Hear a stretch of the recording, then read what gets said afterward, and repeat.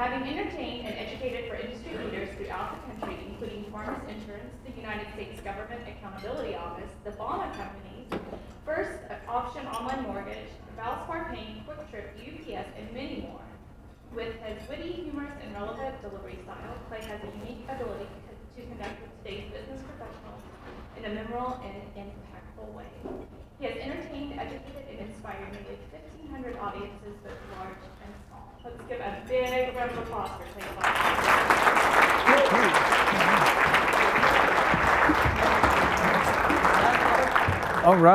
All right. First off, does everybody have some kind of writing device, like a pen or a paper, maybe a roll and some butter, something you can use to write?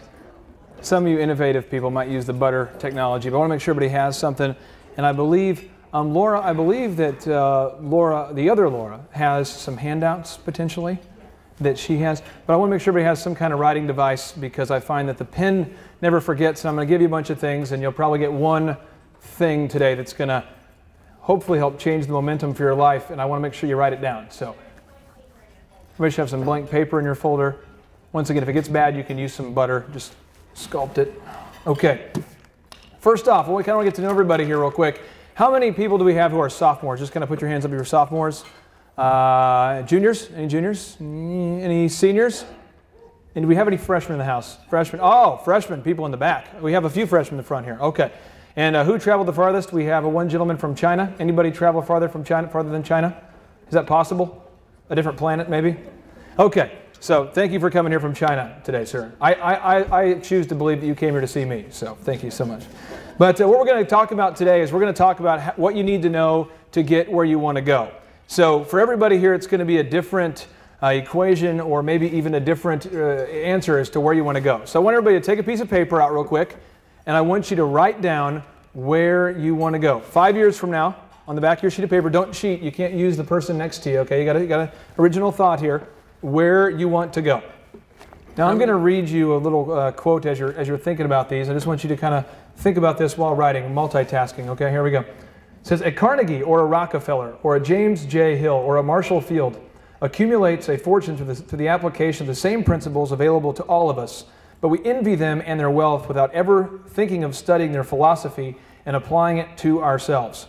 We look at a successful person in their hour of triumph and wonder how they did it, but we overlook the importance of analyzing their specific methods, and we forget the price they had to pay and the careful, well-organized preparation that had to be made before they could reap the fruits of their efforts. That's written by Napoleon Hill, and my son sitting up front has never seen me speak before, so I brought him today. But his name's Aubrey Napoleon Hill, and I named him after the author who said that. Because when I read Napoleon Hill, who here has ever seen a 3D movie where you get those glasses? You know what I'm talking about? The first time you put on the glasses, you know, you kind of see everything differently.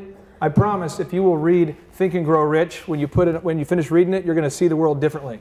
For me, I see business opportunities everywhere, and it's hard to decide which one to do sometimes. But there's limitless opportunities. But before you read that book, sometimes it's hard to think that way. So I strongly encourage you to read Think and Grow Rich. Now, if everybody here has 5-year goals, then today's talk is going to be how to get to your 5-year goals, because your goals are different than my goals. Okay? So I just want to make sure everybody has some specific goals, otherwise today's talk won't mean much to you. We're going to talk about the 5 things that you need to know. Thing number 1 you need to know if you're taking notes here is, 1, you have to have a definite chief aim. You have to know, so you're already 1/5 of the way there, 20% of the way there if you wrote down some goals. You have to know specifically where you want to be. An example for you. When I was 18 years old, I grew up without much in the way of financial means, and my goal was to make $1 million before the age of 30. That was my goal, my all-consuming $1 million before the age of 30, $1 million before the age of 30. And what happens is when you have a goal like that, it starts to dictate all of your decisions.